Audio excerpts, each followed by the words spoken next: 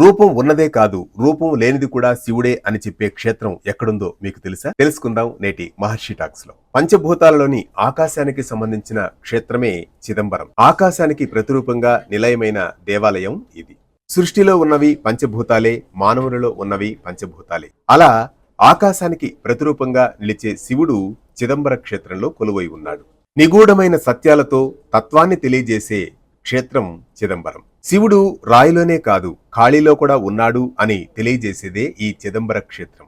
అదే చిదంబర రహస్యం అంటారు. చిదంబరంలో శివుడు నృత్యం చేస్తూ కనిపిస్తాడు.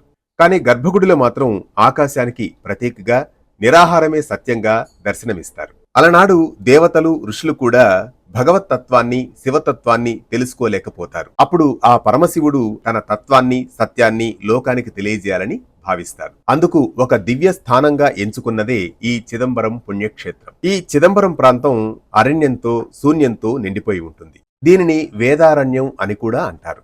ఈ చిదంబరంలో ఋషుల తపస్సు మేరకు ఆ పరమేశ్వరుడు నటరాజస్వామిగా దర్శనమిస్తారు.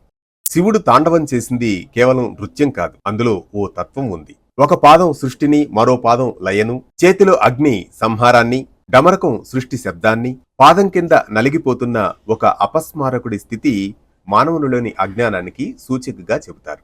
ఇదే ఆ పరమేశ్వరుడి తాండవం యొక్క సృష్టి రహస్యం, మనకు బోధించే తత్వం. అదే చిదంబర రహస్యం. శివుడు చెప్పే సత్యం, తత్వం ఒకటే. రూపం ఉన్నదే కాదు, రూపం లేనిది కూడా సత్యమేనని. అదే చిదంబర రహస్యం. ఇలాంటి మరిన్ని అంశాలతో కొనసాగే మహర్షి టాక్స్ ను సబ్స్క్రైబ్ చేసుకుంటారుగా. ఏ పండుగ ఎప్పుడు, పండుగలో పరమార్థం ఏంటి శాస్త్రీయంగా తెలుసుకోవాలా? వెంటనే డౌన్లోడ్ చేసుకోండి వేటన్ న్యూస్.